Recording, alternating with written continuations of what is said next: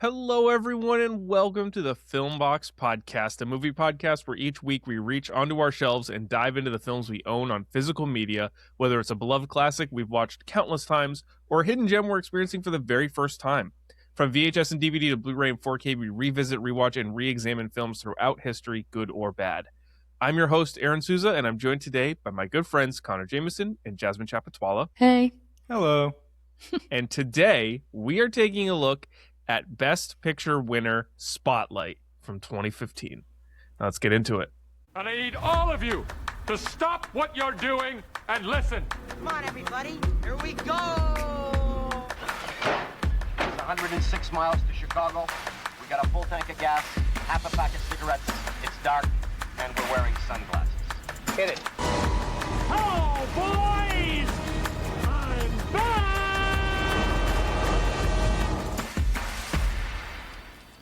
All right, Spotlight is here. It's the last film of Best Picture winner month. And to start us off, I have something I want to ask you guys. So I need the two of you to rank the following movies about journalism. Ready? I figured We've got we would have All the this. President's Men, Okay. Spotlight, Okay. The Post, Citizen Kane, The Insider, Network, and Zodiac. Please rank them 1 through 7. Definitively. And this will be put into the record. Oh my god. Okay. I mean, Citizen Kane won. Yes, agreed. Citizen Kane won. Um,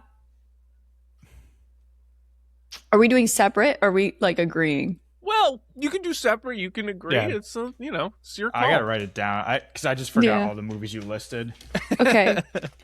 I think for me, second would be All the President's Men. It's a great choice. I might be there with you. It's wonderful choices. I did a Uh, little digging on this. I had to actually go into each of your Letterboxd and be like, have you guys collectively seen these movies? That's so funny. Well, I have not seen The Post, so me I'm either. not ranking it. I've also not seen Network yet, so I can't rank that one. I gotta see it. Okay. I haven't seen The Post. The Post That's is it. fine. Spoiler So alert, that's- it's probably there's the worst 7. of the 7 here. Yeah. I'm putting The Insider 3. Wow. Okay. I would put Zodiac 3 for me. I would say Zodiac's probably 4. Then Okay. Spotlight. What was the last That's one? your 5. That's your 5 because you had Network and The Post. I thought there were 7 movies. Yeah, you had Citizen Kane, All the President's Men, The Insider, Zodiac, and Spotlight. That's 5. Oh, yeah. I didn't Okay. need to write it down. I just wasted a There sticky you note for go. nothing. After Zodiac, I'm going to put Spotlight. I really like Spotlight. Then I'm going to put Network. Mm, And then The Insider. I stuff. think that's, yeah, there we go. That's fine. it's a good it's a good ranking. My top Um, 3 are set. That was like what I was most concerned about. And now that this is recorded, these are official and will be entered into the public record. Oh no. Mhm. So then when we Locked in. see the post and we're both like, oh, that's the best movie I've ever seen in my It's not. entire life. It's Don't worry, it's not. I have seen it. It is fine. It's Spielberg, and Spielberg's great. It's a fine movie. Everyone's got like their mess. Yeah, but I wouldn't necessarily call it a miss. It's No, I said just, meh. Oh, But I meh. had to make it plural.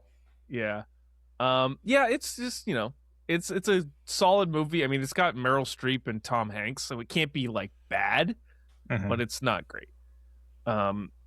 Okay. Well, this movie stars Mark Ruffalo, Rachel McAdams, and Michael Keaton. These are 3 really good actors who I feel like over the years have kind of gone under the radar. Rachel McAdams just recently was in Send Help. Mhm. So how did you guys feel about Rachel McAdams specifically? I kind of want to talk about the three of them. I thought she was great in this. Personally, been a fan since Regina George.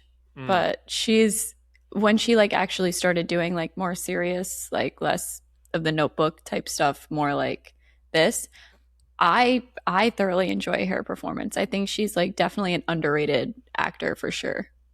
Oh yeah. And I didn't see Send Help, but I've heard only good things about her It- performance in that as well. She's so good in that. Yeah. Yeah, I just remember her the most. I mean, obviously Mean Girls is like generational, but like for me, About Time is really Okay. where I remember her. She's just incredible in that movie. Yeah. Yeah, I mean, she's just always a delight. Mm-hmm. There's never been like a movie where you see her in it and you're like, I wish someone else was here. Yeah, Like with you Agreed. and Gina Davis. yeah, true. So I did not think that was going to be pulled back, but yes. That's public record, brother. That is also public record. And then Keaton, on the other hand, like comes in hot, and he's just kind of been like the man under the radar for a long time. Yeah. My favorite performance of his is Beetlejuice, but like he's so good. Yeah. Yeah. I think mine might be the other guys. Interesting. He is hilarious in the other guys.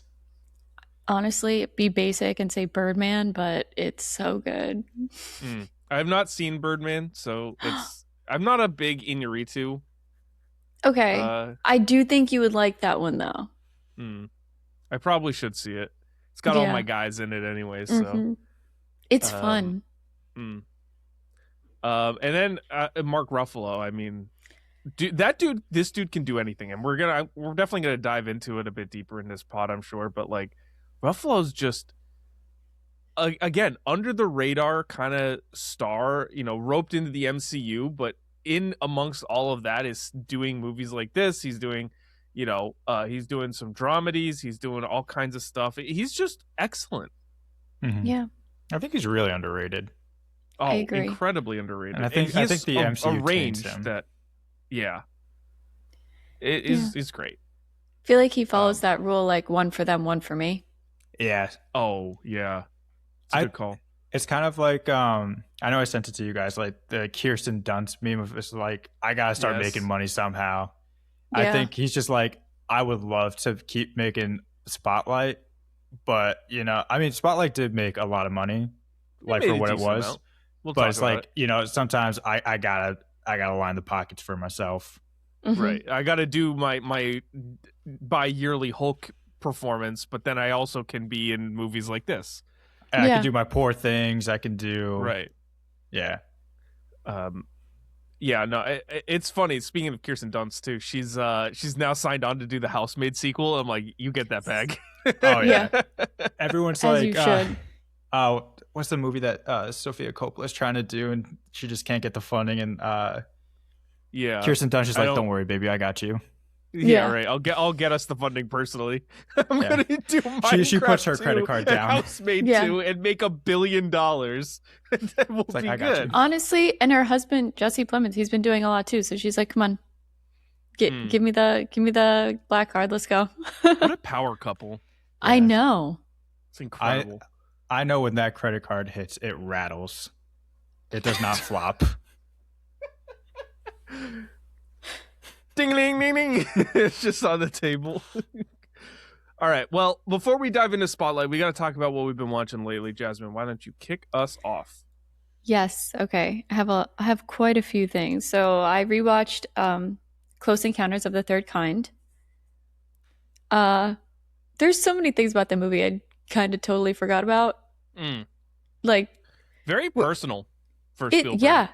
And it's also just like this man just straight leaves his whole family and then cheats on his wife. It's a little just to go into a spaceship.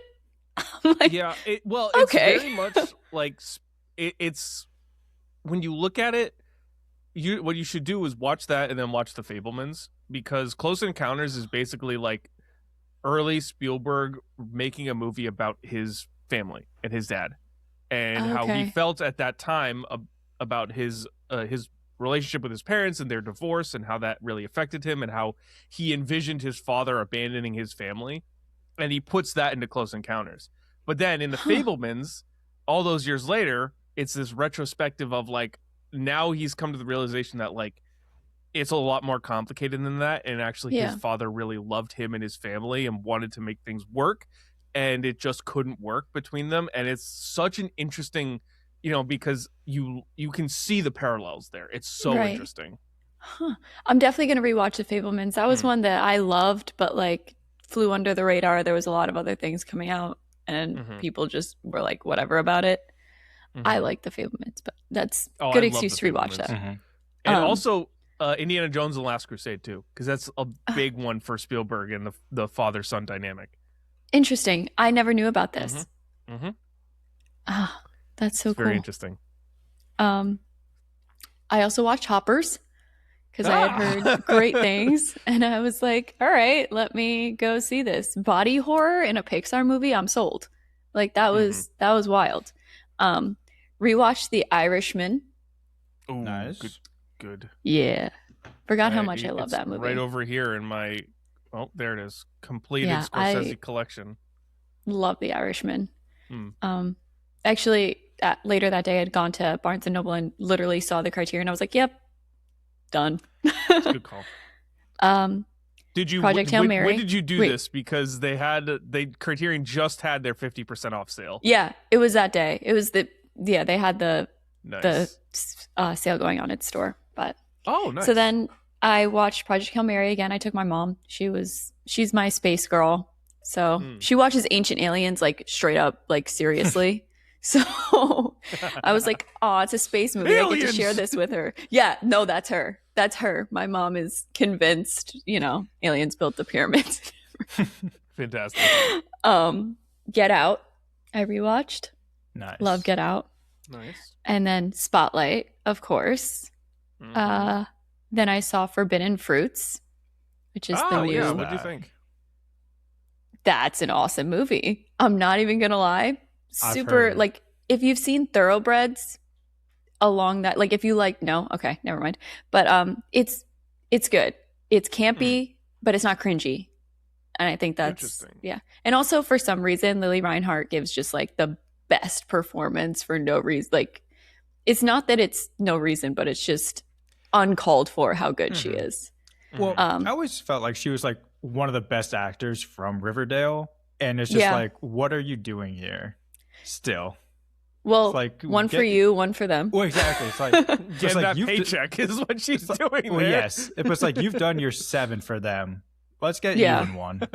Yeah, that show ended a while ago, right? Yeah, but it lasted way too long. Yeah, they were doing like magic and time travel. They jumped the shark. No, I remember like randomly because I had started that series, and in the beginning I was like, oh, this is kind of cool, and then like I picked up a random episode in season 4, and I was like, what is going on here? Oh yeah, the first season was like genuinely entertaining to watch. Yeah, even some of the second season too. Like me and my roommate at the time were watching through it, and I just remember one time he screamed at our RA unknowingly because he kept knocking on our door while we were watching Riverdale. He's like, "Shut the fuck up! We're watching Riverdale." And then he opened the door, and it's just our super friendly RA, and he's just like, "I just wanted to let you guys know that we are having a meeting in like 2 minutes." Oh. And was there only 2 minutes left of Riverdale, or no? did We you had have to just miss the started. meeting? No. Oh. That's And then last, I watched They Will Kill You. Oh, yeah, How was okay. that? Here's the thing. When it was like not trying to be Kill Bill, it was pretty awesome. It was fun. But it's too much of it is like very obviously pulled from that. So, yeah.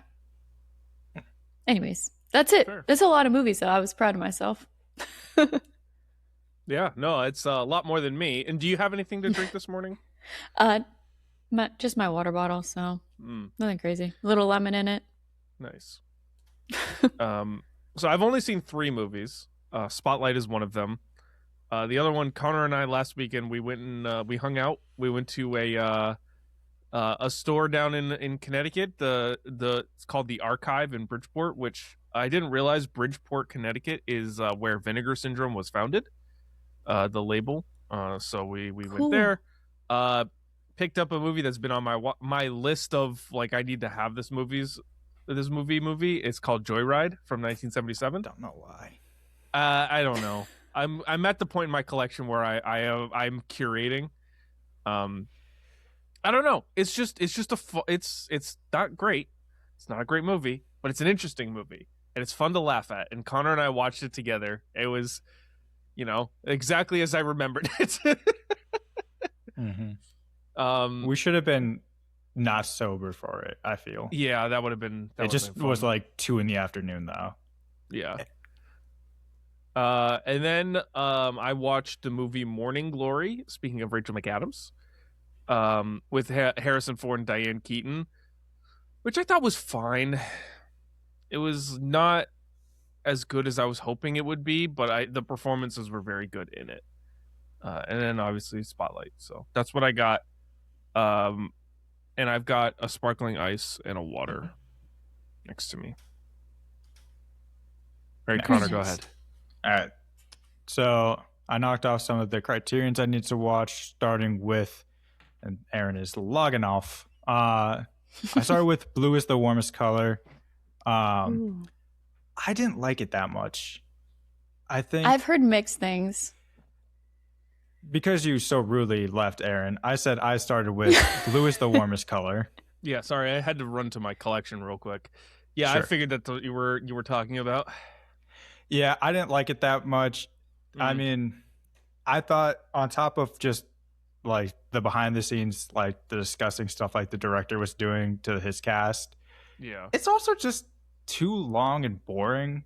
I mean, I saw that they shot 8 hours worth of film for it and then like cut it down to 3 hours. We could have I'm not knocked really this sure down. how. Yeah, it's like every scene just is like 2 minutes too long. Yeah.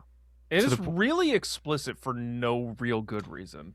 Yeah, and like I honestly think they're just better stories of like people exploring themselves and their sexualities that are just better suited for that.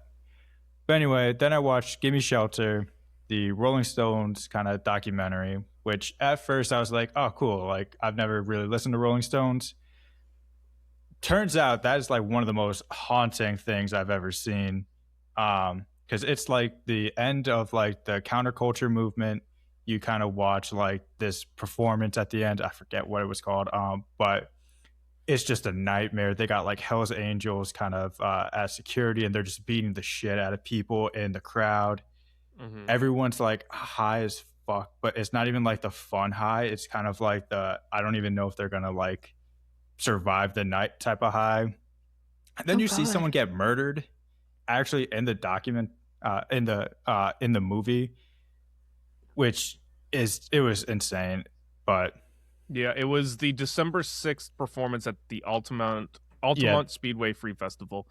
I didn't know about this, or I didn't watch the movie, but I have known about this event, and it was a huge deal, and again was kind of this turning point in the American culture for the better part of 10 years, really, until we get real close to the 80s of this just like period of disillusionment and anger post-Vietnam.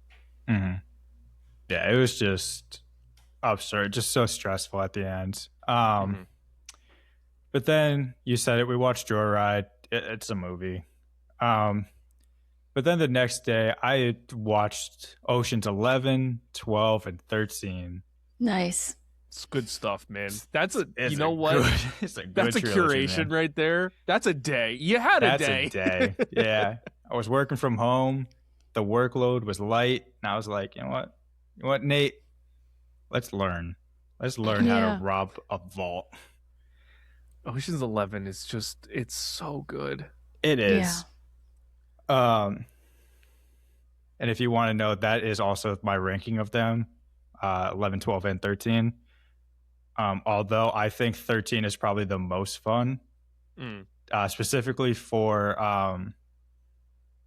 the union labor that the union strike that Casey Affleck and Scott Conn are doing in Mexico. That's so good. But yeah, then I watched The Insider, loved it, and then Spotlight. Very Wonderful. nice. I also have a sparkling ice, which you never ask about. Oh, and he's Good cracking crack. it open. Nice. All right, well, let's talk about Spotlight then. So have you guys seen this before, or is this a first time watch? I've First seen time. it like 3 times before. I should actually, you know what is my activity? Yes, this is my third watch of Spotlight as well. Connor, this was your first time, you said? Yep. Oh, So wow. this will be fun to talk about. Do any of you own this movie? I do. Yeah, I know you do because I believe I you gave it to you. me. I own the wonderful new 4K of Spotlight that was issued this year from Shout Studios. It looks amazing. I got this 30% off at Barnes & Noble, and it had a slipcover with it, but Barnes & Noble, in their infinite wisdom, put all of the stickers directly on the slipcover and the anti-theft sticker that has all the metal, like electronics and stuff on it directly on the slipcover. So I chucked it. I chucked the slipcover. So I just have the regular 4K case, but it's a great scan of this movie. It looks phenomenal. And then the DVD is that's how I first watched it. It's very good too. Yeah, I watched it on Canopy. Nice. Very nice. So speaking of, you can watch this movie on Canopy, or if you have Peacock, you can watch it on Peacock. Yep. It was also for many months a Tubi classic. It is not anymore, but it was on Tubi for a while. But that's where you can watch that if you do not own the movie. And so, you guys ready to get into the production notes and the background of this movie? So, Yes. Spotlight, the 2015 American biographical drama film directed by Tom McCarthy, who directed Stillwater, which is the Matt Damon movie, I believe. He co-wrote up the Pixar movie, and he directed the unaired pilot of Game of Thrones, which I thought was really interesting. Huh. This movie was written by Tom McCarthy and Josh Singer, who also wrote The Post. And then wrote First Man and Maestro. So this guy's got a lot of talent. And cinematography by Masanobu Takayanagi, who shot Silver Linings Playbook, Black Mass, and Deliver Me from Nowhere from last year. And the movie was distributed by Open Road Films and released November 6th, 2015, with a runtime of 129 minutes and a budget around $20 million. How much did this movie make at the box office worldwide?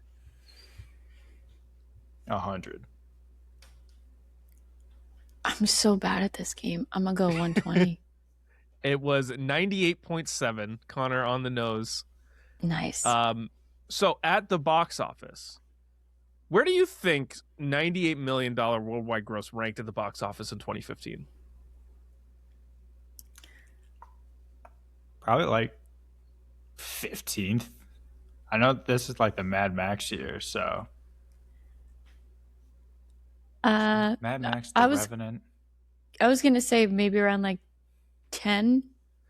Yeah, you're both very wrong. It was 76th at the box office this year.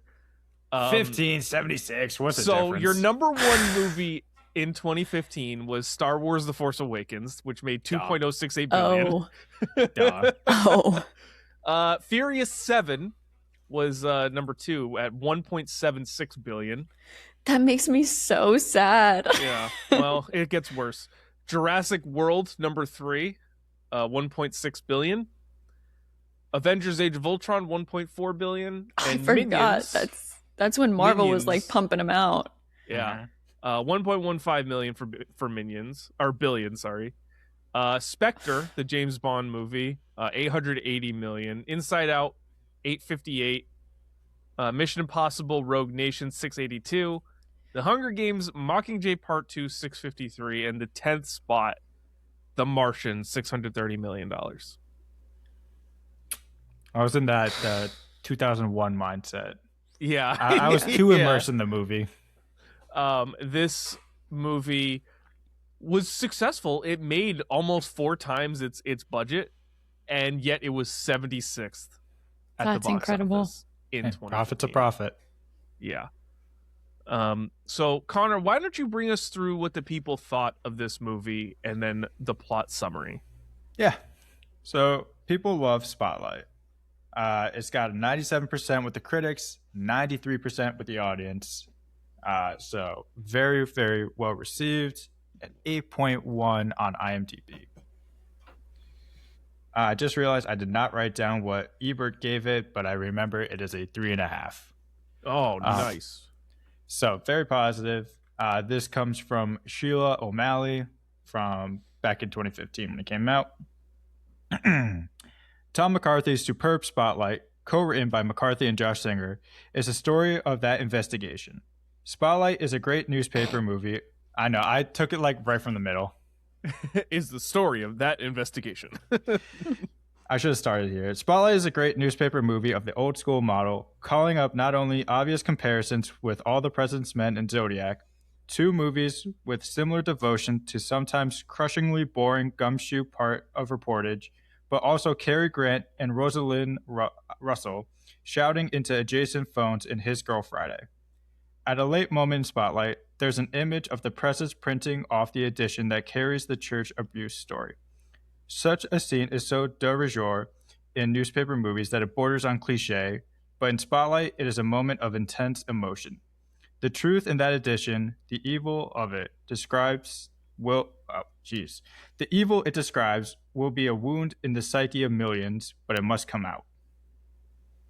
Nice. But since they're positive, we got our... Oh, I didn't have it ready. Hold on. I got you. Since they were positive... The opposite review. There we go. Thank you. In sync. Yeah. So this one, this name sounds familiar. This 1 out of 10 comes from Moritz Hertz, who calls it complete and utter trash. This came from 2023. Jesus. Okay. So somewhat recent. I watched this movie because it is on the 250s list, like the top 250. I knew that it had won the Best Picture, but that did not give me hope. The opposite. Nowadays, Best Picture winner are often movies that provide only political messages instead of a good story. And well, here is the next one of those garbage productions. Throughout the movie, there is only one thing we get. Dialogue, and more dialogue. It is so boring that I could not keep focusing and put it in the second screen to watch some YouTube. There's literally nothing I will take from this movie and will hold in memory. The one thing I can do is warn you from this movie. They had Subway Surfer up to watch this movie. Oh, we're so cooked. We're so cooked. That's... Yeah, no. They This had the movie Family had no Guy action. clips. It was all people talking, so I had to put Subway Surfer on so I could watch something happen. Boring movie. And Watching I 10 thought hours this of was gonna Family go Guy. one way, where they did the political thing, which is like, this movie obviously has a bit of a, it definitely paints a picture of the Catholic Church a little bit, Yeah. And I thought that was going to be the main complaint. No, he's just like, this is just a bunch of people talking. Like, no shit. What did you expect? Like, high-speed car race? He thought this was going to be like... town. Just go watch the town. No, he thought this was going to be like a Mark Wahlberg movie. Where it's like, he's actually going to go fight the priests. Yeah, right. Yeah. That's crazy. That's so funny. I don't even know what to say. All right, Connor, why don't you bring us through this movie? All right. So here is Spotlight in a nutshell. So I don't know why I put the iPad away. In 1976, Father John Gagan is arrested for child molestation, but is released after a member of the clergy promises the mother he will be reassigned. The police are told to keep the arrest secret. In 2001, Marty Barron is the new editor of the Boston Globe. There he meets the Spotlight team, an investigative journalist branch made up of Robbie Robinson and his team, Michael, Sasha, and Matt Carroll. Barron assigns them to investigate Gagan after reading about lawyer Mitchell Garbedian's ongoing suit against Cardinal Bernard Law for bearing the abuse. From there, the team interviews Garbedian and the victims of the church's abuse, and through a source, Richard Sipe, they discover the abuse spans through roughly 90 priests in Boston. They further their work but are met with legal obstacles and the pressure of suing the Catholic Church. Eventually, court documents proving the cover-up exists are made public, and Mike is able to write his story, which is slated to be published in January the following year. Before it does, Robbie reveals that when he first joined Spotlight, he had received word of the abusive priest, but only wrote a minor piece with no follow-ups, playing a part in the cover-up. The story is published the next day, and the team is inundated with calls from more victims of the church ready to share their stories. The movie ends with text revealing that Cardinal Law resigned but was promoted to Rome, and that similar scandals have taken place in over 100 communities in the U.S. and 100 other scandals around the world. That's Spotlight. All right, let's talk about what works. And I just want to start off because this is a movie that deals with sensitive subject matter. I got to say, they do it really respectfully, and they handle it really well, because this is not an easy thing to make a movie out of. Yeah. Agreed. Especially, too, given that this was happening at a time in 2001 where, I mean, we see it in the movie that 9/11 happens, and also they're dealing with a major scandal in the Catholic Church with real victims. I mean, that's like double intense subject matter, and they nail it. So I gotta give the props right off the board. I agree. One other thing that I really liked that I just want to kick it off to is the score. The music in this movie is superb, and Howard Shore did the music, who I believe most famous for Lord of the Rings. He's just on fire here. He's so good. Yeah. One of the things I really liked about this is it's a very strong ensemble cast where no one person is really the star. You just have a bunch of, to go back to our sports analogies that we always do, it's like a bunch of role players, but they all just know how to work off each other. Right. I mean, you have Michael Keaton is kind of like the boss who just knows how to remain calm in like these all these like high pressure situations. Obviously, Mike is very emotional. He is like fired up. Sasha's very compassionate with these victims, and then Matt is he's dealing with a lot of the emotions of the story and the revelation that he's also living on the same street as one of these priests. And I feel like the movie doesn't treat one person as like everyone's got to clear the way so that Mark Ruffalo can shine. Right. They all work together. Exactly. And that lends to the movie feeling like they're a part of a team. I mean, this was work by a whole team of investigative journalists that spanned a year digging deep. And you get that. You don't get like, it's the same thing that like All the President's Men does, which is one of my all-time favorite movies. Maybe it's in my top 5 or my top 4. It's, and in that movie, Bernstein and Woodward work together to build this story. And it's the same thing here. All of these people, they all have a hand in it. It's not just one person, like you said, like kind of being like, this is my story and everyone else is helping me. They're all together. Yeah. And I like how they all have roles too. Like, like you said, Keaton's like the director, but Resendez, Mark Ruffalo's character, he's the writer. He's obviously, they say like, you got to give Mike time to write the story. He's obviously the one who has the most talent at writing. But then Matt Carroll, he's the research guy, and Sasha's the interviewer. And, so they're all really good at one specific thing. Then when you put them all together, they work. And the movie really highlights their strengths. You can see like when Sasha's interviewing someone, she knows how to talk to them in a way that can get an answer. She's not like prying at someone who is clearly emotional.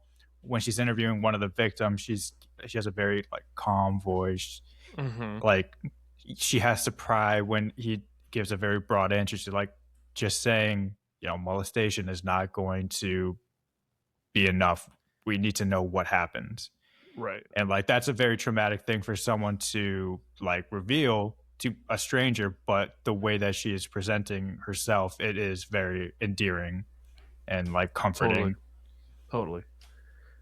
Another thing that I really like about this movie is just actually filming in Boston. Filming in Boston and at the Boston Globe offices at the time.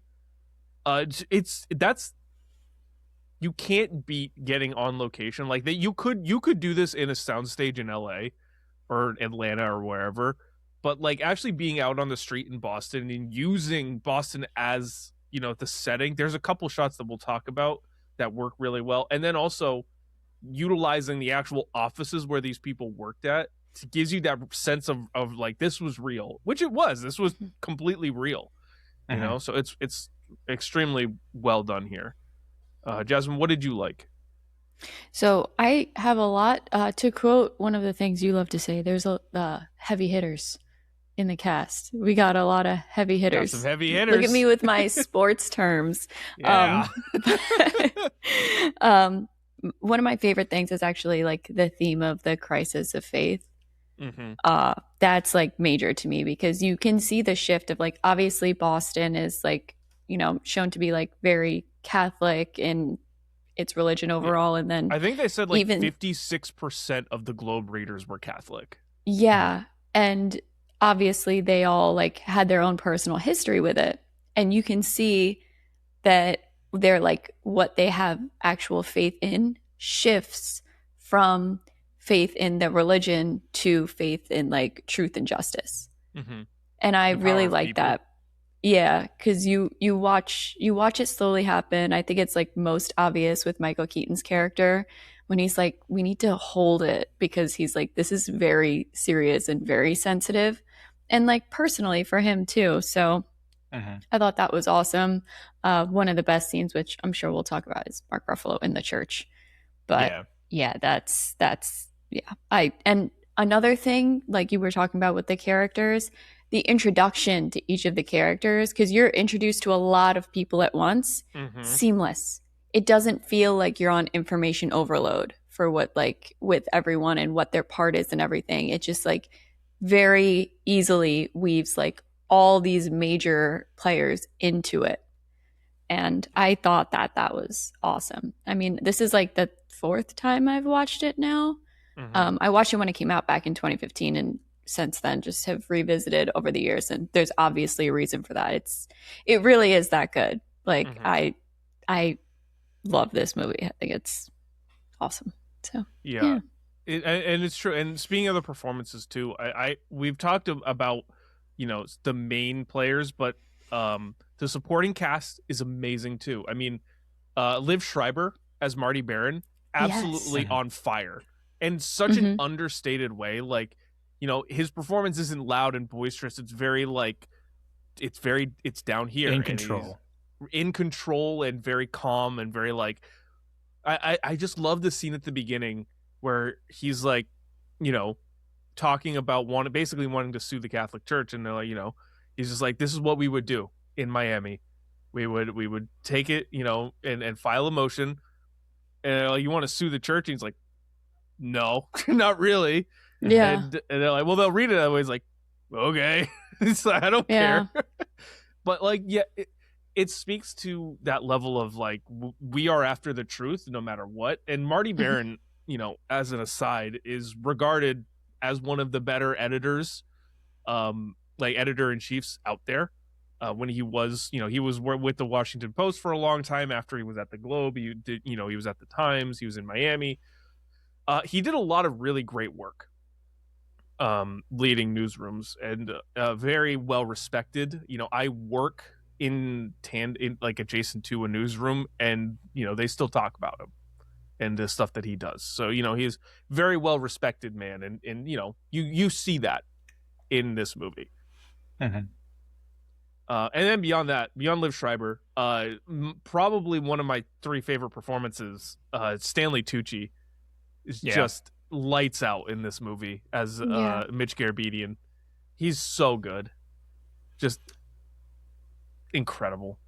It might be my favorite performance of his. It's up there. I mean, the scene of like right at the end where like it's after the paper's released and like there's a lot of weight on him like being released, and he's like talking to Mike, and then Mike looks into the room of like the two kids and he's like, that's two more kids who were abused. And then you see how like he can switch his demeanor to like being like the comforting adult in the room for the kids, but just the way he's able to flip how he presents himself, because like the way he's introduced too, he's like a bat out of hell screaming at everyone. Oh yeah. You can feel that weight that he carries of all of the people he's representing. Like, this is a person who truly cares and wants justice. And, even though this paper comes out, he's like, the job, he's like Kobe, job's not done. He's like, Kobe in the finals, the job's not done, And you feel that weight that he carries for all of those people. Yeah. I mean, we just got to talk about Mark Ruffalo is on fire in this movie. Big, explosive, loud performance. He's excellent in this movie. I love it. He's like the one that pulls me through this movie a lot of times is like just watching him scene to scene. It's so good. I also like how these kind of investigative movies always start small. This is just like they were like, yeah, let's follow up to this one story, and then all of a sudden it's like, oh, you get the scenes where they're like, oh, this is big and it's ballooning into something major, and then they're like, 90 priests. Well, first they're like, oh, we've got 13 priests, and then they're like, oh, it could be this many, and then they're like, oh, it could be 90, and it's like all of a sudden we're ballooning to this big story. I love that. It's such a fun plot device. I like that those moments aren't like I guess it's like kind of a point to the entire movie. Like those moments of revelation are like good for them, but it's still very somber. Yes. Still, like they still That's the hit exact you word. like a ton of bricks. It's like, that's awesome that we just found this information, but that's 90 priests who have been abusing kids just in this one city. Yeah. You get that too when Keaton's character tells John Slattery's character, Ben Bradley Jr., that like it could be as high as 90, and he's like, 90? Like he's basically like, what the fuck? Like this is going on in our city. Like there's a sense that like they can't even believe it as they're seeing it. And that's why I liked the ending so much, is because it's like, we did it, we uncovered this massive scandal, and then they go back to the office and the phones are just ringing off the lines, and it's just more and more people calling to say like, this happened to me too. And it's like, fuck, it's real. It's like, we open Pandora's box. And then like with the end credits, you see it's not just Boston, it's everywhere across the globe, and it's just like, fuck. Yeah. I mean, I'm trying to see. I read somewhere, I believe the Globe wrote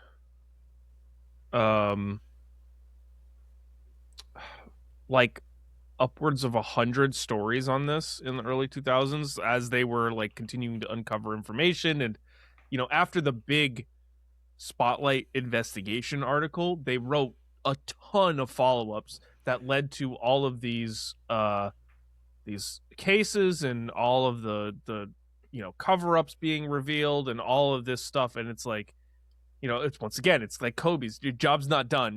They write this big story, and now the real work starts of like, we've got to handle all of these people coming to us and saying like, this happened, and how do we even write about this? And it's great stuff.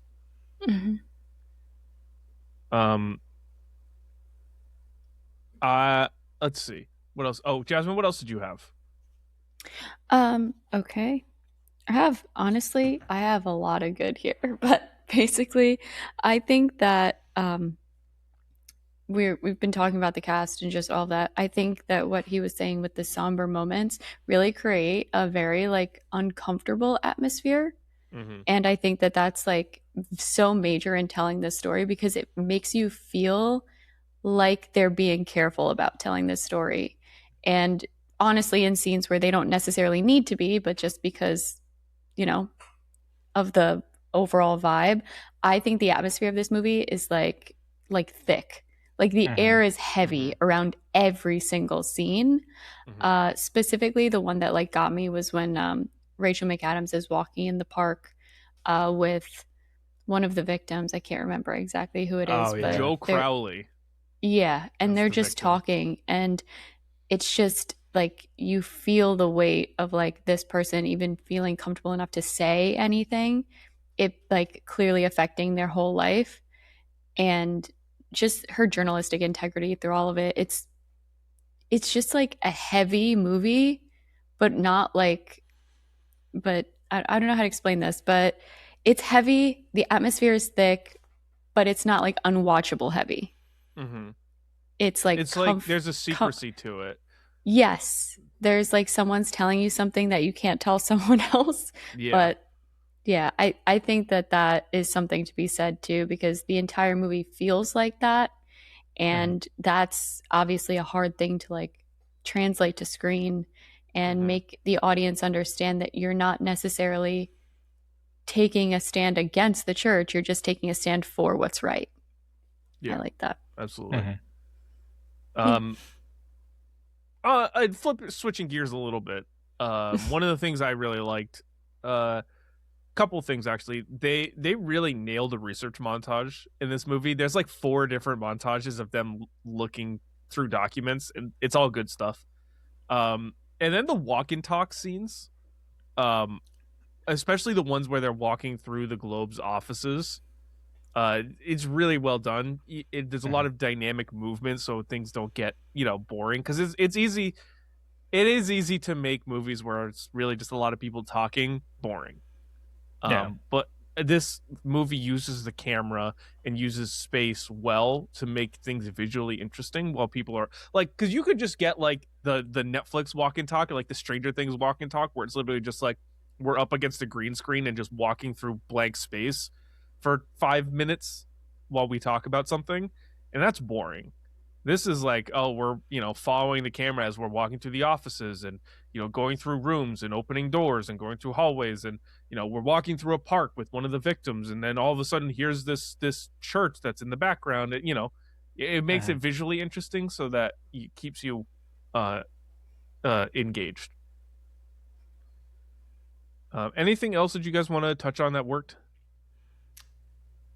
Not to go back to the kind of more of like the heavy stuff. Yeah.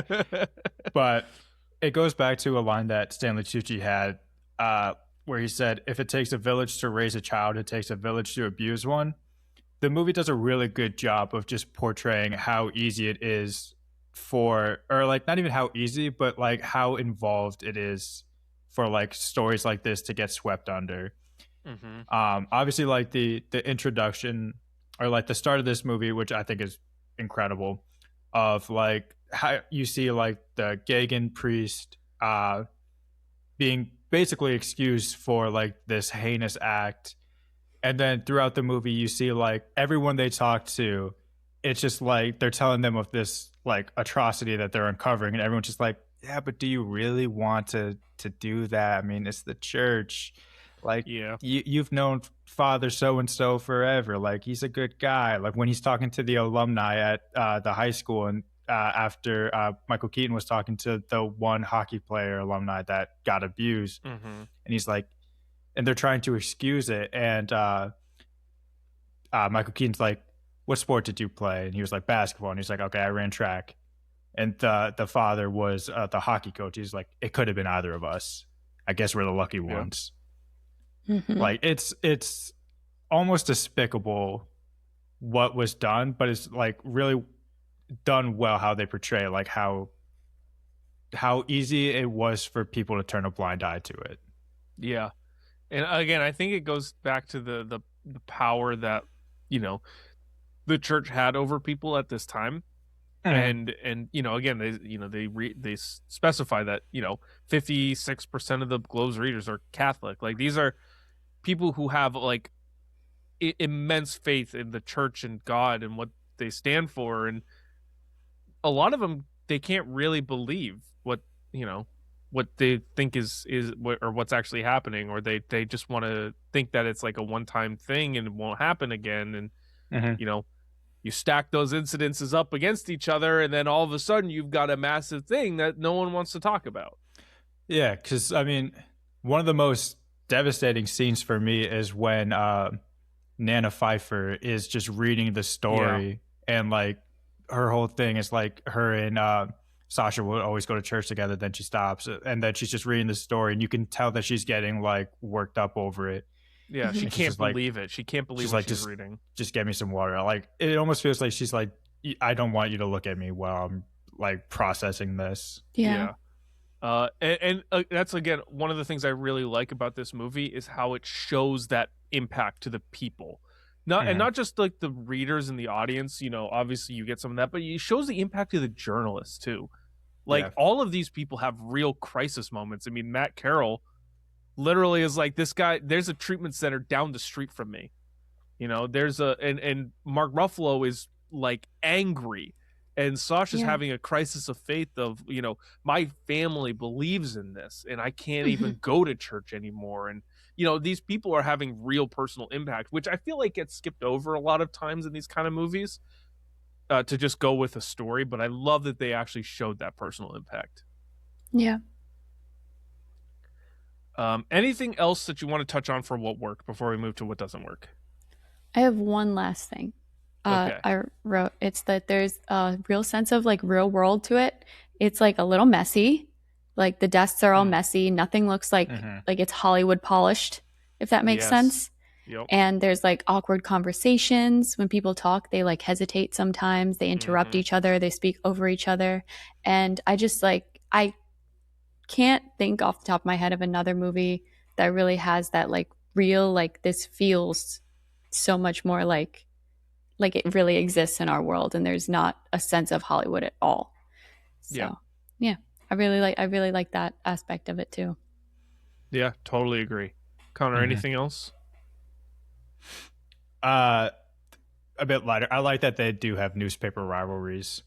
Like when they're at like the trial for like the records to become public, and the Herald's just sitting right behind him, and they're just like the guy's just like, well, let me just make a note. The Globe does not want to comment. Yeah, that is kind of fun little rivalry.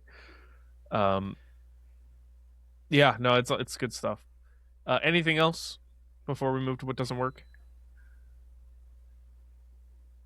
All right, let's move to what doesn't work. I don't have a ton here, but I do have a couple things. Some of the dialogue in the early going is very exposition heavy, explaining who Spotlight is and why the case in suing the church is a big risk, and it's very exposition heavy, which I get, because you're trying to set up a lot of stuff, but it's a lot at times. Yeah, and to build off this is the only thing I had. They dump a lot of names on you. Yeah, and it's just like, who are like, you remember Gagin and Garbedian? I kept getting confused. I'm like, they sound the exact same. Yeah, but then you keep seeing Stanley Tucci. I'm like, okay, it's Stanley Tucci. Exactly, I'll remember that. But yeah, they just drop a ton of names, and you're like, do I need to remember this one, or is this kind of just like a one to like, bookmark? Yeah, that is definitely tough. It's the same thing that happens in like All the President's Men too.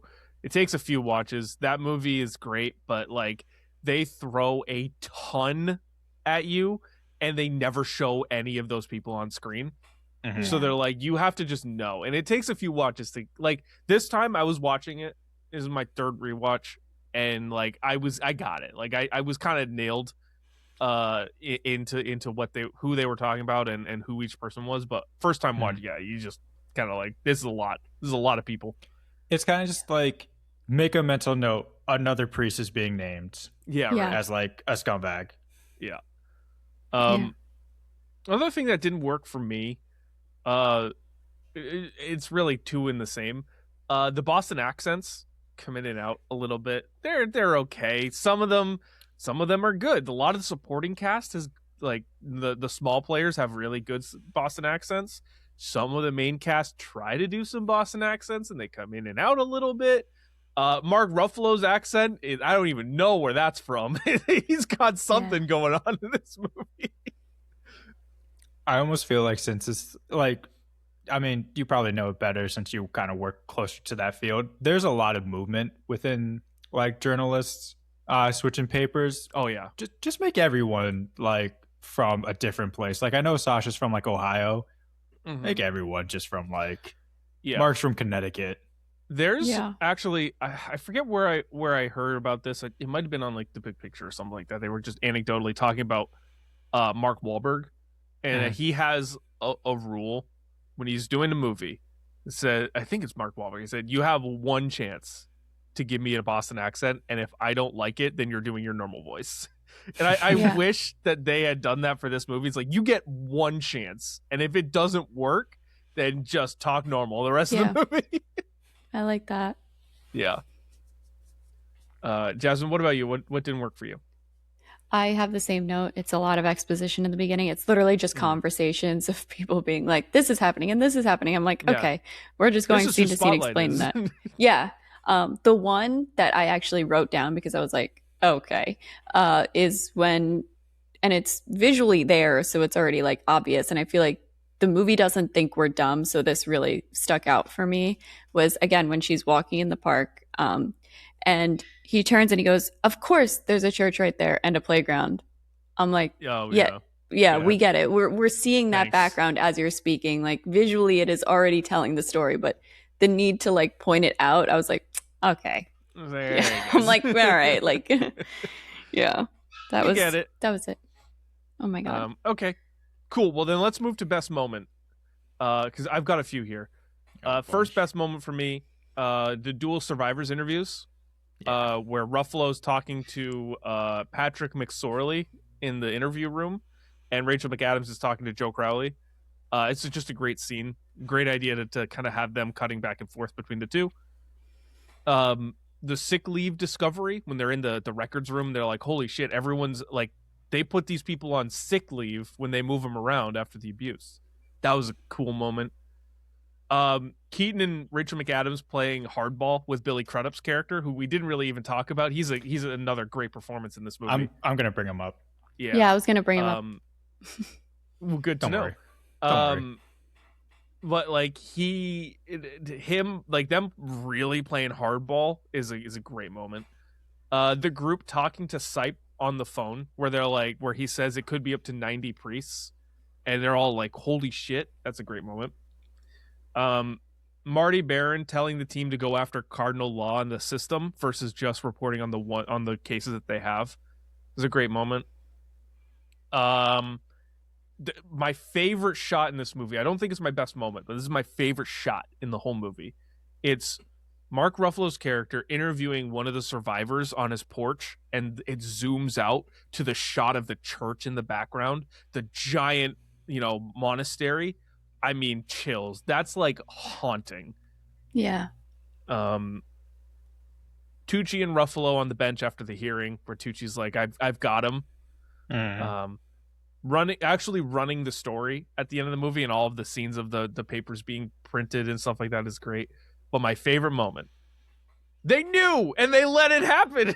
Just Ruffalo having an absolute freak out is the best moment of this movie. Yeah. Well-deserved crash out. Yeah. And that scene's good because it's like it captures both their characters so well. It's like he's been working like his ass off to get these interviews, to write this story. He finally got these records that he's been like fighting tooth and nail to get.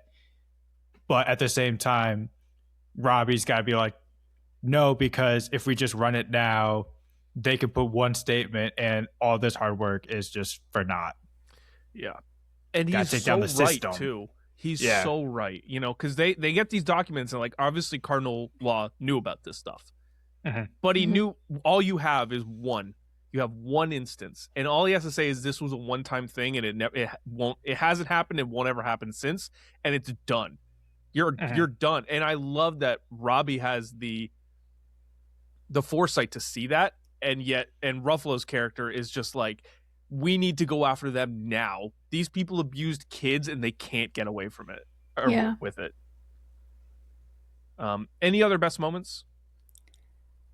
I just have mine as when Brian Darcy James Matt Carroll is running down the street. It's like the oneer, and it's just like he looks at the address, he goes, no way, and then you just follow him running down the street, and it's such a short run, which is like so upsetting, and he just stands there in front of the house, and then it cuts back to him like putting the picture up and like, kids, stay away from this house, on his fridge. And I'm like, oh my god, that's haunting.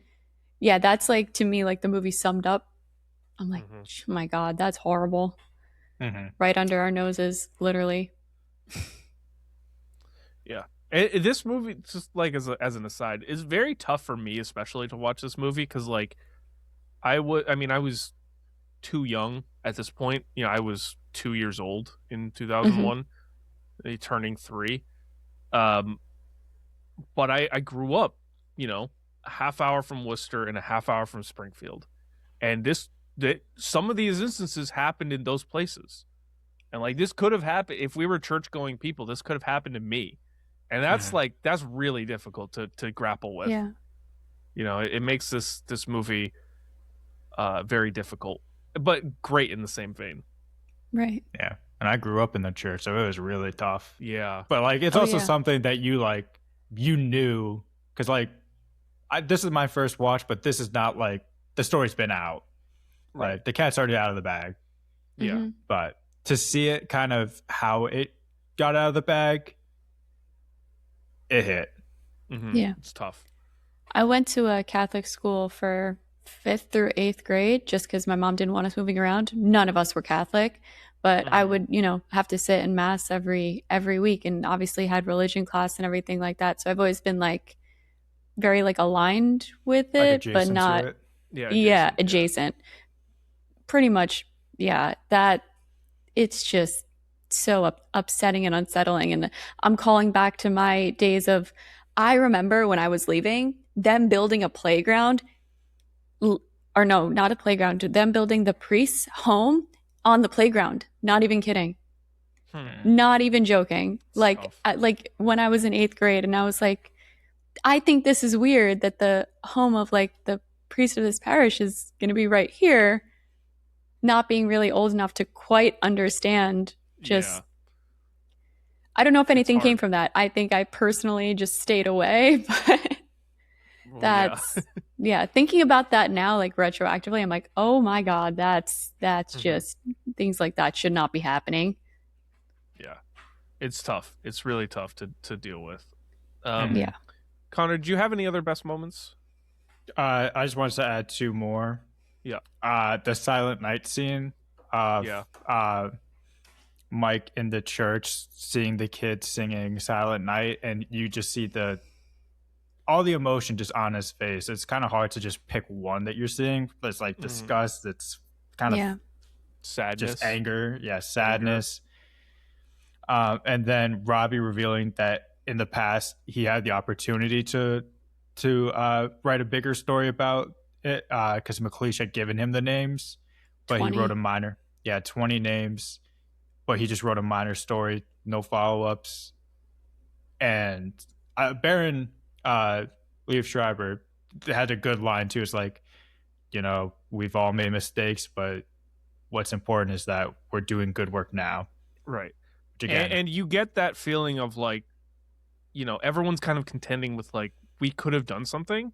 And I love that they have that moment with Marty Baron where he's just like, it, you know, the past essentially is like the past of the past, and we can't change it, and it's okay. We're doing something about it now, and that's what matters. Yeah. But you could just tell like everyone's breath was just taken away in that scene. And you could see Keaton, why. Incredible in that scene too. Yeah, and you could see why like everything he's done leading up to that moment was so calculated. Because he's like, I fucked up in the past. I'm not gonna fuck this up again. Yeah. All right. let's move now to the Oscars recap. We got to talk about this movie and what happened at the Oscars. This was nominated for 6 Academy Awards, and it won 2 of them, including Best Picture. So this was actually the first time since 1952 and The Greatest Show on Earth where a Best Picture winner only won 1 other award at the Oscars. Wow. So this one, it was nominated. Yeah, it was nominated for Best Picture and won. Nominated for Best Director, Best Supporting Actor for Mark Ruffalo, and Best Supporting Actress for Rachel McAdams. Best Original Screenplay and Best Film Editing.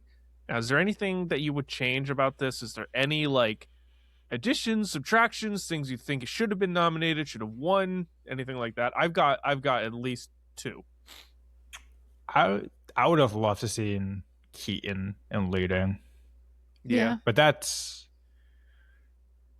I mean, I haven't seen The Danish Girl, so I don't know if like Alicia Vikander, if you would swap her for Rachel McAdams. Mm-hmm. I also don't know if she would be the next up, because I mean, I liked Rooney Mara and Carol a lot. Yeah. Oh, she's great in Carol. Yeah. So I don't know if Rachel McAdams is number 2. I've got 1. I've got 2. 1, I think you could drop Tom Hardy in The Revenant and put in Stanley Tucci into this category, slot him into that spot. I think he deserves a nom here. And Mark Ruffalo should win this award for Best Supporting Actor. Did they give it to the wrong Mark R? Yeah, they gave it to the wrong Mark R. Mark Rylance for Bridge of Spies.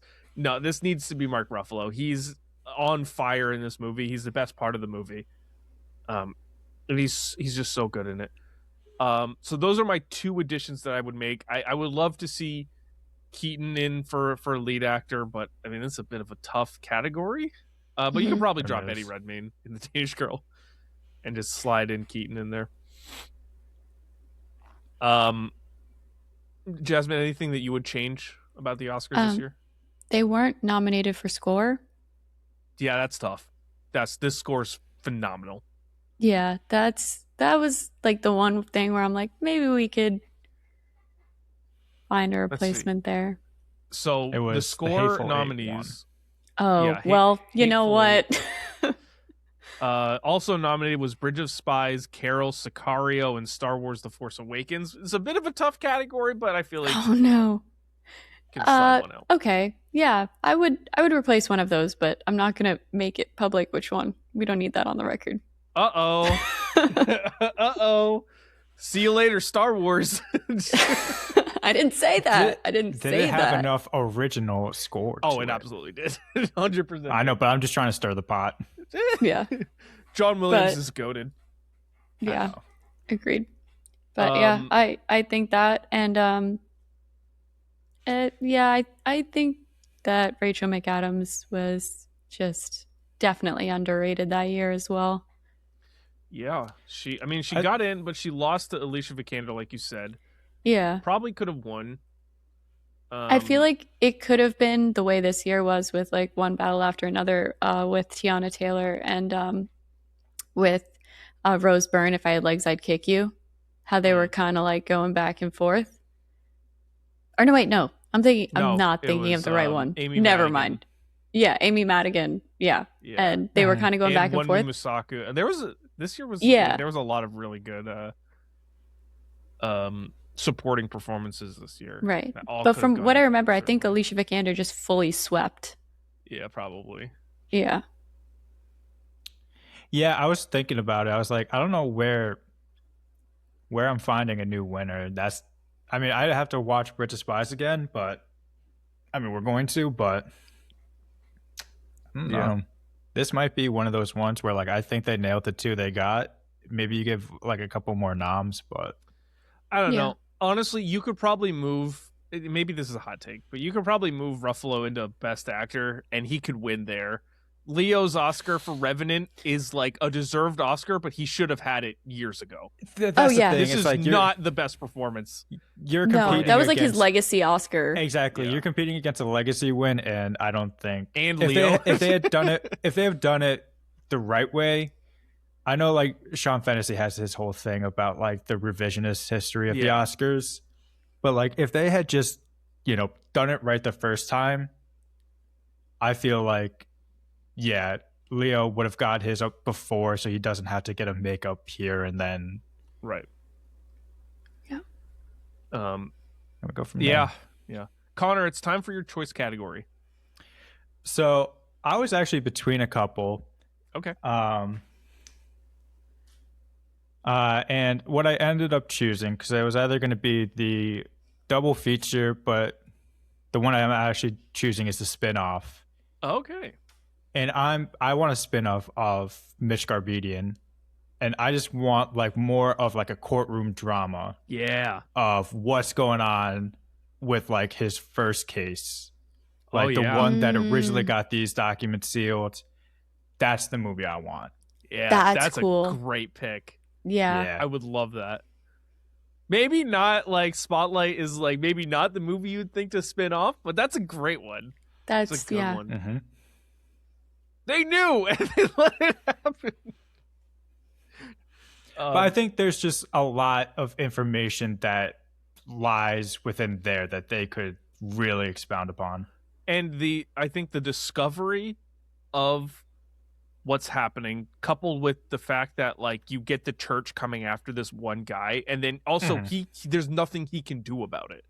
Yeah, because I don't want to step on anyone's toes, because like the other one obviously was going to be double feature. If you do something like, it's a courtroom drama, but you mix in elements of like The Insider, where it's like this whole, what was the word I had? You have like this whole, the whole church is just coming after this one person for speaking out.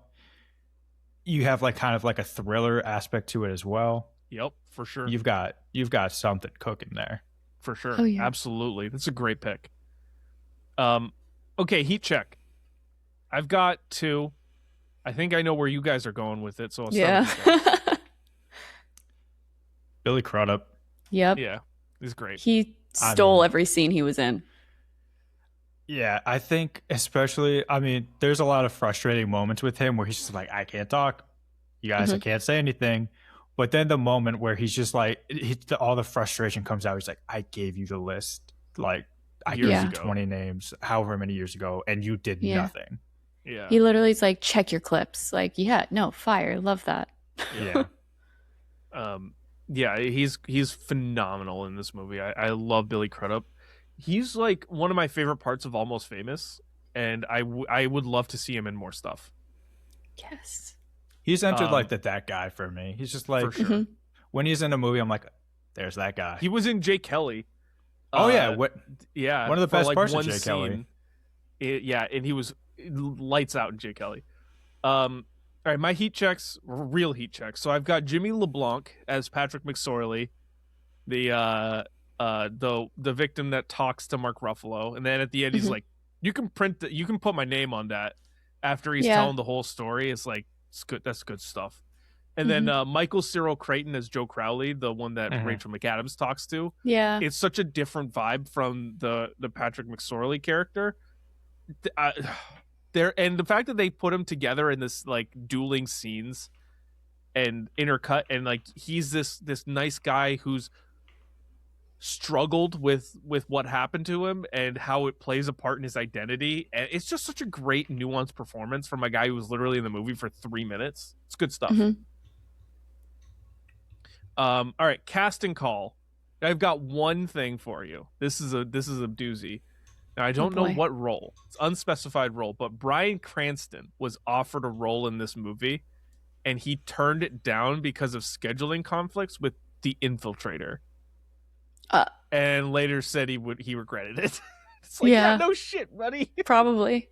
And you know what? He would fit well in this movie. Oh, for sure. Yeah. I wonder if it was either Marty or it could have been Robbie, but I wonder if it was Baron or Ben Bradley. It could have even been Garabedian. Yeah. It could have been. I don't know. I feel like that's such a Stanley Tucci role. That is such a Tucci role. It really is. Okay. Jasmine, we'll go to your choice category. Well, I'm glad you didn't choose the most unhinged double feature because I have one fantastic. for you. Okay. My most unhinged double feature. You start by watching Conclave. Then you watch Spotlight. You know what? I was actually gonna do a double feature of Spotlight and then Doubt, but then I was like, Nice. you know what? I need a palate cleanse. I thought of Doubt, and then I was like, but is that unhinged? I'm like, no, you're kind of on the same, like, you know, thing You know what I there. just But no, realized? I think you start with Conclave. I forgot to say in the Letterboxd part that I did have a palate cleanse, and it was Bridesmaids. Nice. Oh, fire. Love that Yeah. one. It's like 15-year anniversary, right? Yeah, I think that's why they were Crazy. presenting at the Oscars. Yeah. Yeah. But I almost did the portmanteau double feature of calling it the Hot Spotlight, and it's an erotic thriller around the Catholic Church abuse. that's terrible. I know, well, that's why I didn't go for it. That's why I Yeah. said no. I definitely didn't go for the does this movie need a sex scene? Yeah, no, that would have been tough. That would have been really tough. I saw that one and I was like, skip. I was like, no. that's not even a question. Oh, But yeah. man. Okay, who would make this movie better? I've got one. I've got a legit one.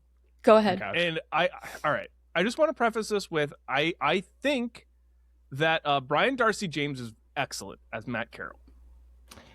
But when you stack him up with the rest of the cast, I mean, you're literally looking at like the main players of this movie are Mark Ruffalo, Rachel McAdams, Michael Keaton, Liv Schreiber, and Stanley Tucci, and Brian Darcy James, who's like a stage actor. Give me a little bit more star power in that role. And at the same time, you can give me someone from Boston. Go with Casey Affleck. Do it. I'm just Yep. not a Casey Affleck fan. I can't believe those words I just heard. I I'm don't. so sorry. I mean, there's a pretty blasphemy. big reason why someone should not be a Casey Affleck fan. I don't know. I feel like I didn't even put someone down. I was like, I don't even know who you swap out because I think you don't want to get a star in here because you don't want anyone's attention drawn away from everything that's happening. Yeah. I just want a Boston. I also had in this same role, like you could have put in Himesh Linklater, Okay. I do like a mesh. who's also Boston rep or at least Massachusetts representation. I just feel like you need someone from Mass. You know what? I'm can- gonna steal that one. I'm gonna replace, but I'm not replacing Matt Carroll because I liked him. Yeah. Again, Brian Darcy James, excellent in this movie. Trying to figure out who I can That was replace just now. the only role where I was like, I could genuinely replace this character. Okay. If we're going down that route and you want slightly more star power, but maybe not too much star power that it would like take away, what if it was Jesse Plemons in that role? Oh, that's really good. That's really good. You could definitely make that work. I was specifically going for Boston folks. Boston? No, I but get it. The Jesse Plemons poll is a great poll. You know what? I'm just adding a person. I'm not even taking Just anyone adding out. someone else. I'm just adding a mesh in. Yeah. Fantastic.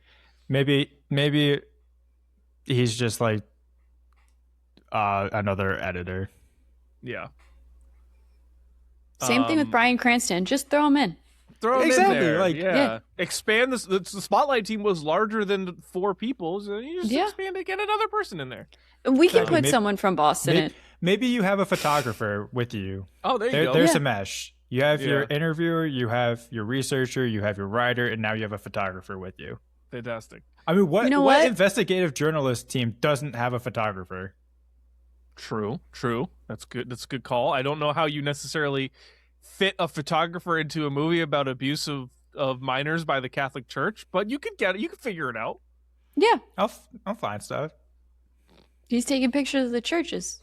Exactly. He's taking pictures of like documents and like Yeah. Yeah. Oh yeah. Okay. and priests.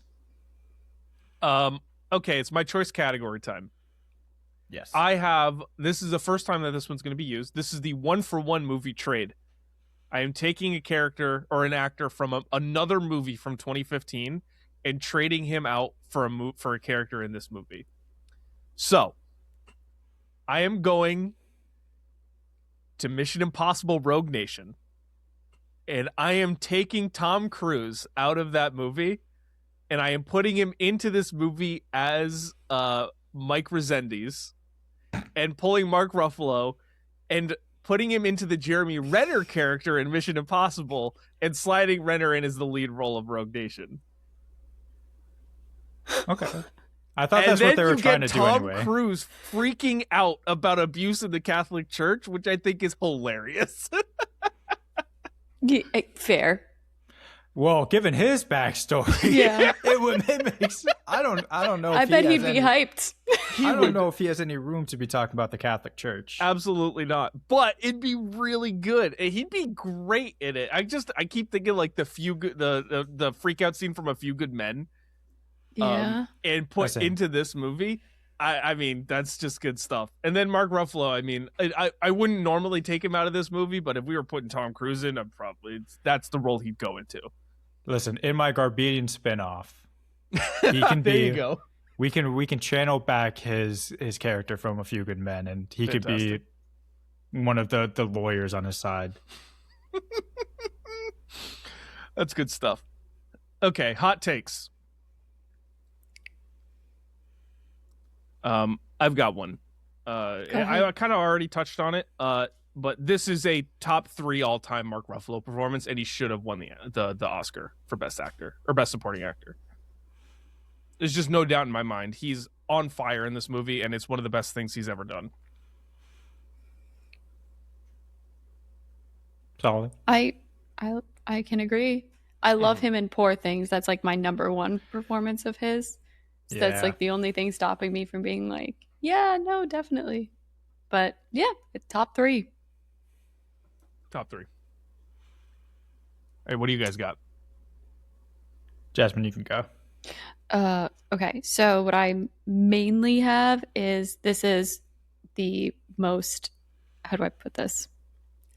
Uh-oh. I have like yeah. Yep. It's Spotlight is a horror movie. Okay. That was like the most simple way I could put it, because I think that the journalism and what they uncover in this is actually scarier to me than a lot of like jump scare movies and like The Conjuring and all that kind of stuff. Mm-hmm. You could easily like that. categorize this as a horror. That's my hot take. Fair. Without a villain though, so horror. But Well, the villain is the church. yeah. Well, yeah. Unseen villain. Yeah. Yes. There's like 100 and something of them, right? So Yeah. yeah. That's my hot take. I like it. All right. Mine is, I think if you were to put together a Mount Rushmore of niche genres, investigative journalism movies, right up there.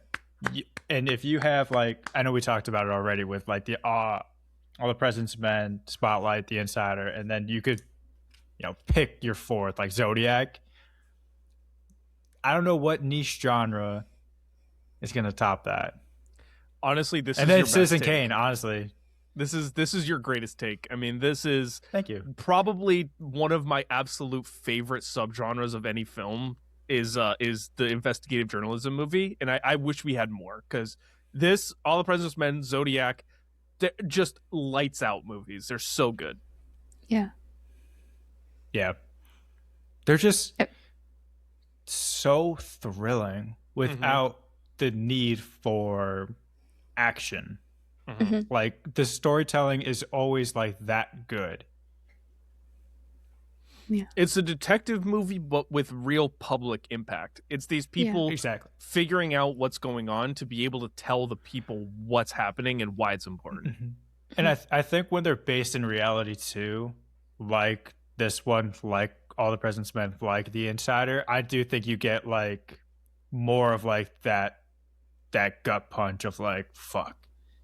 Like, Yeah. I mean, at the time, it's like, fuck, the tobacco industry really does fucking hate us. Yeah. Like, they want to kill us for money.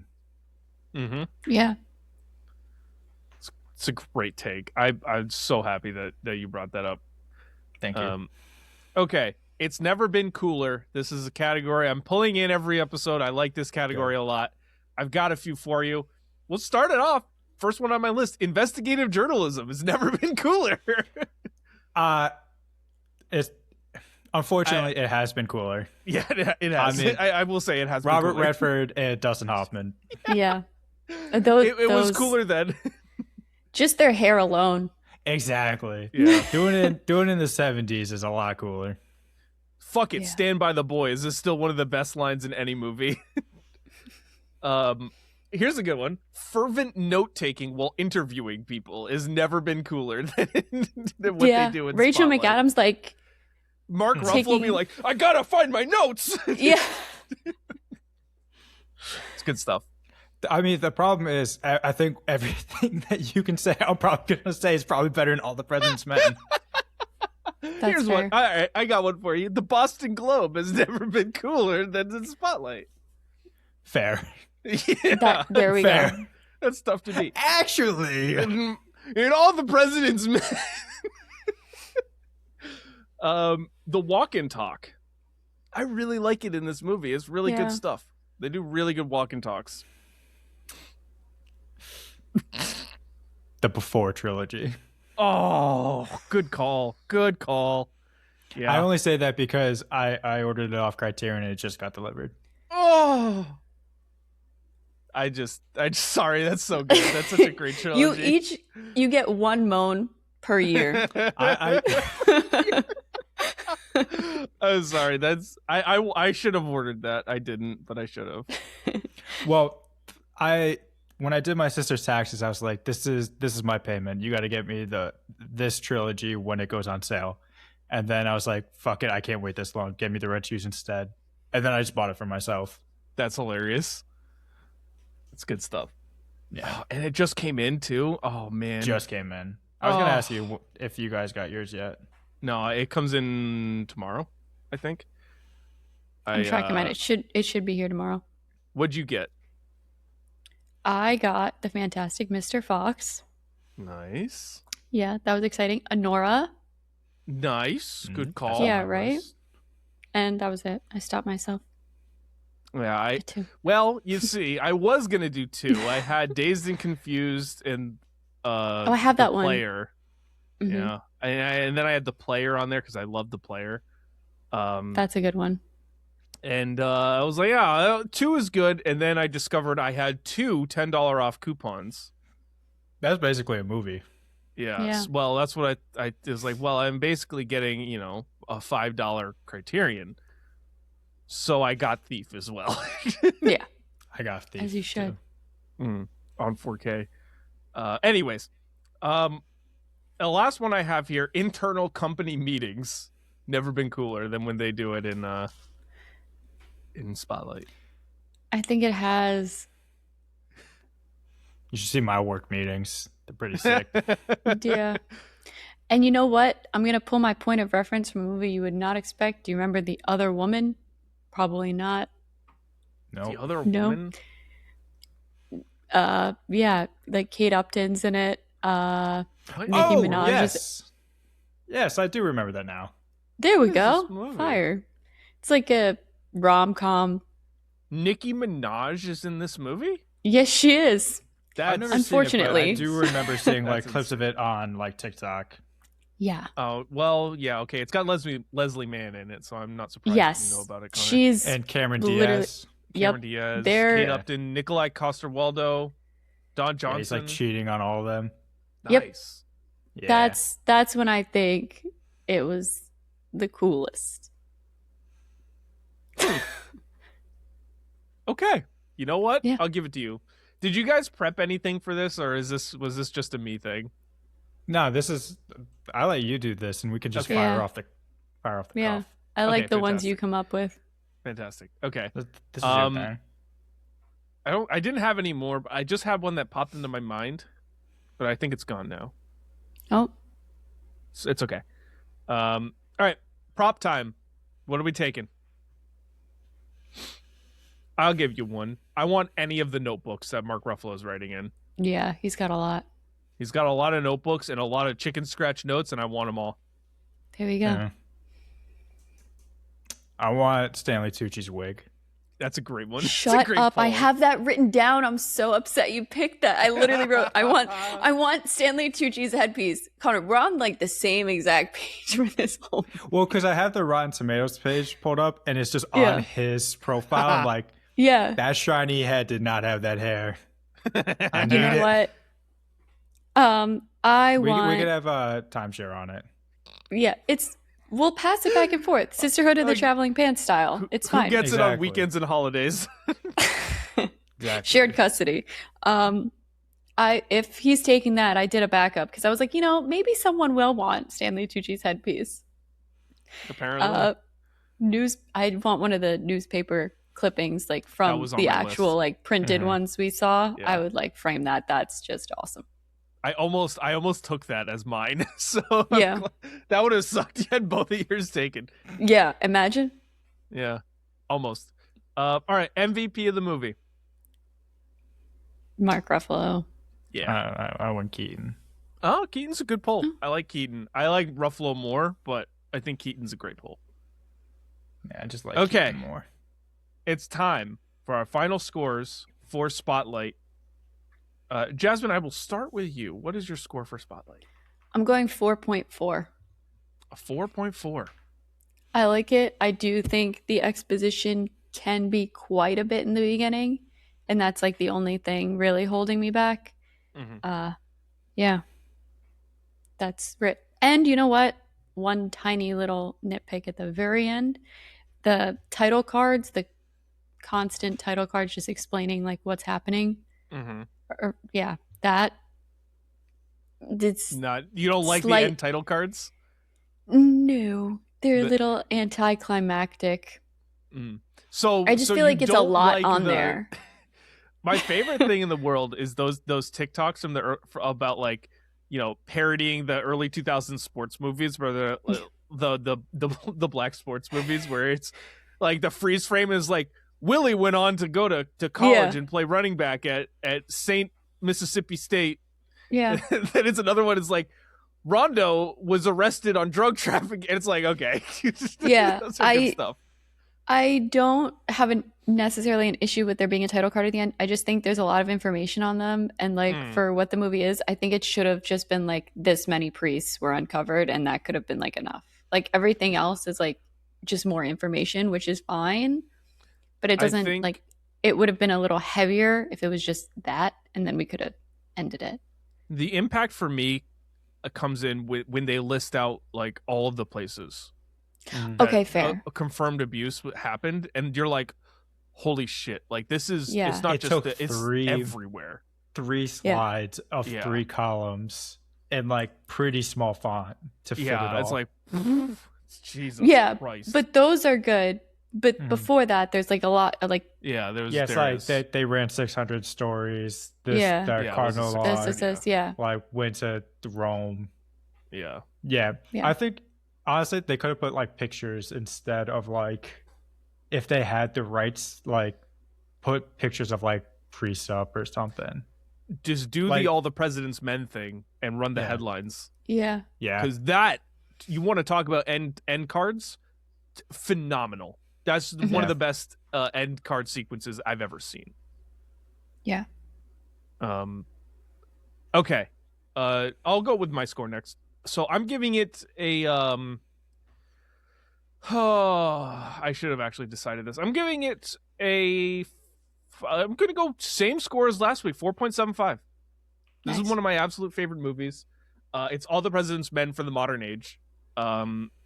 It hits close to home, very personal, being set in Boston and about Boston, which is always enjoyable. There's great performances. I don't think it is quite as good as All the President's Men, but it's close, and it's one of my 25 favorite movies of all time. So I will happily watch this. again and again. Well, maybe not happily because it is kind of a tough subject matter, but I will enjoy watching it. It's so rewatchable. It's so good. 4.75. So I'm giving this a 4.5. I had such a strong physical reaction after seeing it. Again, it does touch close to home. Growing up in like the church, performances are all great. I think they all just played off each other so well.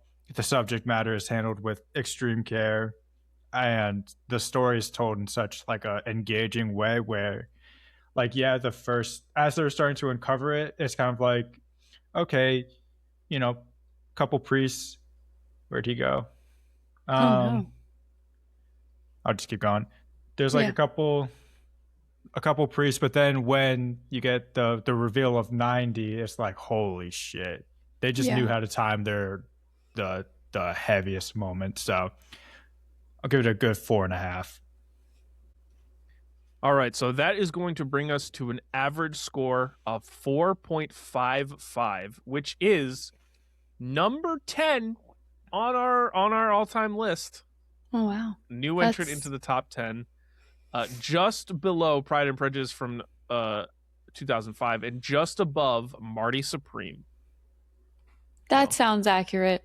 That's a good spot for this to live. And with that said, that is going to do it for this episode of the Filmbox Podcast. If you like what you listen to, leave a rating, subscribe, follow us on your favorite podcast platform.